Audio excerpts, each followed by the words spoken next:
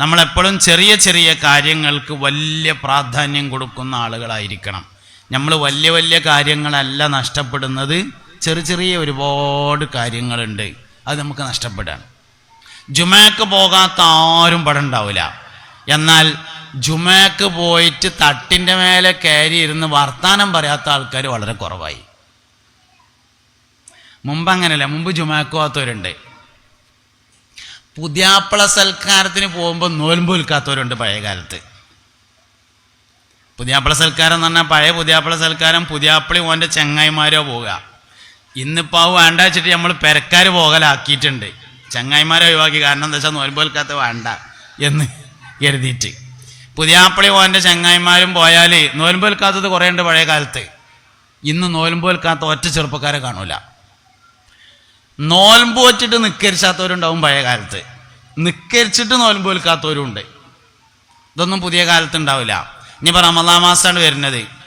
മേച്ചേരിപ്പറമ്പ് അങ്ങാടിത്തെ പള്ളി പോയിട്ട്, അങ്ങാടി പള്ളി ഇല്ലേ, അങ്ങാടിത്തെ പള്ളി പോയിട്ട് പിന്നെ ഒരു ദൂരംസ്കാരത്തിനോ അസറസ്കാരത്തിനോ പള്ളിക്ക് കയറിയാൽ ഹൗദക്ക് വെള്ളം അടിച്ചാലും തികയില്ല. ചെറുപ്പക്കാരുണ്ട് കയറി നിക്കരിച്ചിട്ട്, അല്ലാതെ വയസ്സന്മാർ നിക്കരിച്ചിട്ടല്ല. അപ്പോൾ നിക്കരിച്ചാത്തവർ വളരെ കുറവാണ്, നോൽമ്പ് വിൽക്കാത്തവർ വളരെ കുറവാണ്. ഇപ്പം എന്താ പ്രശ്നമുള്ളത്? ആ നിക്കരിച്ച നിസ്കാരവും ആ നോറ്റ നോൽമ്പും ബാത്തിലാകുന്ന പ്രവർത്തനങ്ങൾ ചെയ്യുന്നു. ഒരാൾ പള്ളിയിൽ വെച്ച് ദുന്യവിയായ സംസാരം നടത്തിയാൽ അവൻ്റെ 40 കൊല്ലത്തെ അമലുകൾ പൊളിഞ്ഞു പോകുമെന്നാണ് മുഹമ്മദ് നബി സല്ലല്ലാഹു അലൈഹി വസല്ലം. ഹദീസിൻ്റെ സനദിൽ അല്പം ദുഅഫുണ്ട് എന്ന് പറഞ്ഞിട്ടുണ്ടെങ്കിലും സംഗതി ഒരു ഗൗരവമുള്ള വർത്താനാണ്. നമ്മളാകെ 40 കൊല്ലം ആയിട്ടുണ്ടാവില്ലേ ഇബാദത്ത് എടുക്കാൻ തുടങ്ങിയിട്ട്. അതൊരു വെള്ളിയാഴ്ച അയക്കാരം നല്ലത് എന്നാൽ പോവാതിരിക്കലല്ലേ, എന്താണ് പരിപാടി?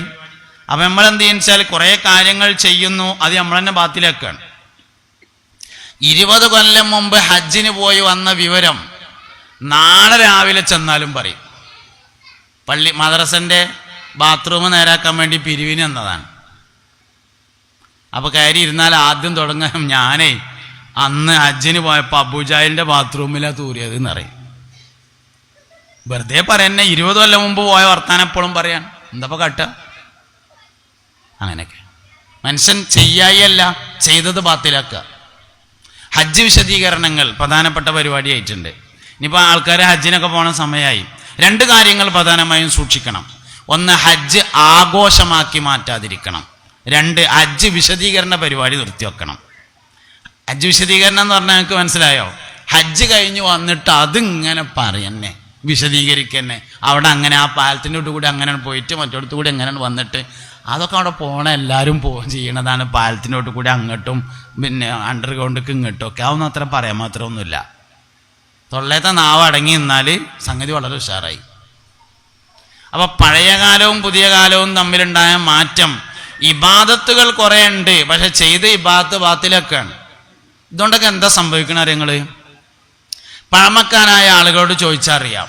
പാടത്ത് കന്നൂട്ടാൻ പോയിട്ട് കന്നൂട്ടണതിൻ്റെ ഇടയിൽ ചെറിയൊരു ക്ഷീണം തോന്നിങ്ങാണ്ട് കയറി വന്ന് കയ്യും കാലും തേച്ച് ഗീറ്റ് കട്ടിലുമ്മ നീണ്ടു കിടന്ന് കടന്നുങ്ങാണ്ട് ചൂടുള്ള കഞ്ഞിൻ്റെ വെള്ളം വാങ്ങി കുടിച്ചിട്ട് ലാ ഇലാഹ ഇല്ലല്ലാ എന്ന് ചൊല്ലി മൗത്തായ കുറേ ആൾക്കാരാണ് പഴയ കാലത്ത് മരിച്ചുപോയത്. ഏത് കാലം?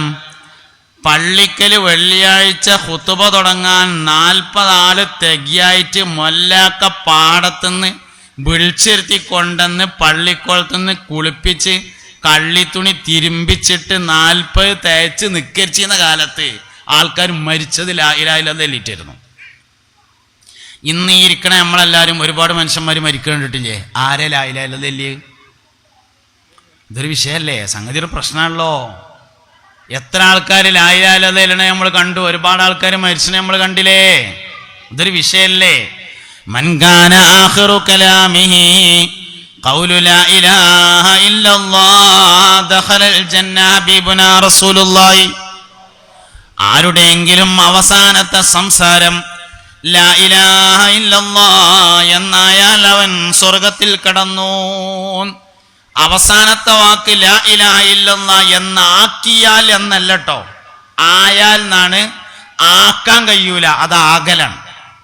കാരണം മരണത്തിന്റെ ഹാല്, സക്കറാത്തിന്റെ സമയം എന്ന് പറയുന്നത് മനുഷ്യൻ ഇപ്പോഴുള്ള ഈ ശ്രദ്ധയിലല്ല ഉണ്ടായിരിക്കുക. അതുകൊണ്ട് തന്നെ ആക്കാൻ കഴിയൂല, ഓട്ടോമാറ്റിക് ഉണ്ടാവണം. അതാവണമെങ്കിൽ എന്ത് വേണം? ചില കാര്യങ്ങൾ സൂക്ഷിക്കണം. അവസാനം ഈമാനോടുകൂടെ മൗത്താകണമെങ്കിൽ ചില കാര്യങ്ങൾ സൂക്ഷിക്കണം. ഈമാൻ ഊരപ്പെടുന്ന ചില ആളുകളുണ്ട്. ഒന്ന്, ഉമ്മാനെ അടങ്ങാറാക്കിയോന്റെ ഈമാൻ ഊരപ്പെടുന്നതാണ്. ഈ ഉമ്മാനെ അടങ്ങാറാക്കിയാൽ ദുന്യാവും തന്നെ അനുഭവിക്കുന്നു മാത്രല്ല, ഓൻ അനുഭവിച്ചു എന്ന് 4 ആൾ അറിയും കൂടിയും ചെയ്യും. ആൾക്കാർ പറയും ഓനൊക്കെ അത് വന്നില്ലെങ്കിലേ പറയാനുള്ളൂ, ഓൻ്റെ ഉമ്മാനെ അത്ര ഇടങ്ങാറാക്കിയിട്ടുണ്ട് എന്ന് പറയും. ഉമ്മാനെ ഇടങ്ങാറാക്കിയാൽ ദുന്യാവെന്ന് അനുഭവിക്കും. 3 സ്ഥലത്തേക്ക് വെറുതെ നോക്കിയാൽ കൂലിട്ടും എന്നാണ്. ഒന്ന് കാബമ്മക്ക് ഇങ്ങനെ വെറുതെ നോക്കിയിരുന്നാൽ കൂലിട്ടും. 2 മുസാഫക്ക് ഇങ്ങനെ വെറുതെ നോക്കിയാൽ കൂലിട്ടും. 3 ഉമ്മാൻ്റെ മുഖത്തേക്ക് ഇങ്ങനെ വെറുതെ നോക്കിയാൽ കൂലിട്ടും. 3 സ്ഥലത്തേക്ക് വെറുതെ നോക്കിയാൽ കൂലിട്ടും. മൊബൈൽക്ക് വെറുതെ നോക്കിയാൽ ഒന്നും കിട്ടൂല. കണ്ണിൻ്റെ കാഴ്ച പറയാ, തിമിരത്തിൻ്റെ പിന്നെ സർജറിക്ക് കൊണ്ടിരുന്നല്ലാതെ വേറെ ഒന്നും കിട്ടൂല. ഉമ്മാൻ്റെ മുഖത്തേക്ക് ഇങ്ങനെ നോക്കിയിരുന്നാൽ കൂലിട്ടും. കാബയിലേക്ക് ഇങ്ങനെ നോക്കിയിരുന്നാൽ കൂലിട്ടും.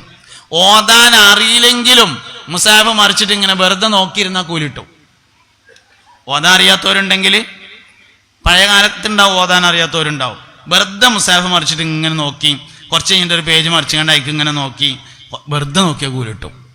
ഉമ്മാൻ്റെ മുഖത്ത് നോക്കിയാൽ കൂലിട്ടും. എന്നാലൊരാൾ ഉമ്മാനെ അടങ്ങാറാക്കിയാലോ ദുനിയാവിൽ നിന്നു തന്നെ അനുഭവിക്കും, അവൻ്റെ ആഖിബത്ത് ചീത്തയാവുകയും ചെയ്യും. ഈ ഈമാൻ സലാമത്താകാൻ ചില പ്രത്യേകമായ വഴികളെ നമ്മൾ സ്വീകരിക്കേണ്ടതുണ്ട്. ഒന്ന്, ഈമാൻ സലാമത്താകുന്ന ആള് ഉറക്കം സൂക്ഷിക്കുന്ന ആളാണ്. ഉറക്കം സൂക്ഷിക്കുക എന്ന് പറഞ്ഞാൽ ഇസ്ലാം പറഞ്ഞ മാതിരി ഉറങ്ങുന്ന ആൾക്ക് ഈമാൻ സലാമത്താവും. കാരണം ഉറക്കം മരണത്തിൻ്റെ പരിശീലനമാണ്. ഒരാൾ എങ്ങനെയാണോ ഉറങ്ങുന്നത് അങ്ങനെ മരിക്കുമെന്നാണ്. എങ്ങനെ ഉറങ്ങണത് അങ്ങനെ മരിക്കും. രാത്രി 2 മണി വരെയും പന്ത് കളി കണ്ടിരിക്കാൻ നമ്മൾ റെഡിയാണ്, ക്രിക്കറ്റ് കണ്ടിരിക്കാൻ റെഡിയാണ്, TV-യിൽ നോക്കിയിരിക്കാൻ, മൊബൈലിൽ തോണ്ടിയിരിക്കാൻ റെഡിയാണ്. കടക്കാൻ ചെന്നാൽ ഞമ്മക്കൊരു നേരം വെക്കൽ, അല്ലോ 12:30 ആയോ, പിന്നെ ദിക്റും സലാത്തൊന്നുമില്ല, ഒറ്റ മറിച്ചിലാണ്. അതേമാതിരിയാണ് മരിക്കുമ്പോൾ. എങ്ങനെയാണോ ഉറങ്ങുന്നത് അങ്ങനെ മരിക്കും.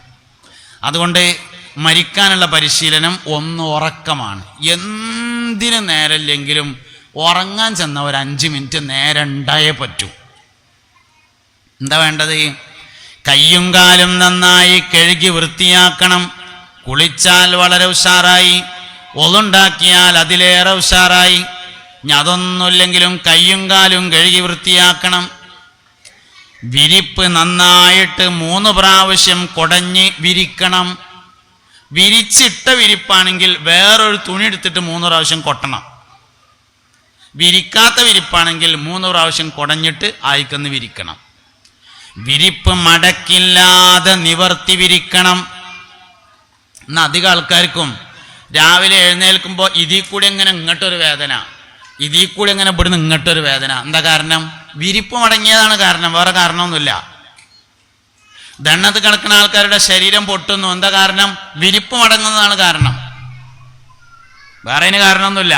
കുട്ടികളായിരിക്കുമ്പോൾ വല്ലാതെ അറിയില്ല, ചെറുപ്പക്കാർക്ക് മനസ്സിലാവില്ല, പ്രായമാകുമ്പോൾ മനസ്സിലാവും. ചെറിയൊരു മടക്കുണ്ടായാൽ മതി, രാവിലെ അവിടെ വേദന ഉണ്ടാവും. അതുകൊണ്ട് വിരിപ്പ് നന്നായിട്ട് നിവർത്തി വിരിക്കണം.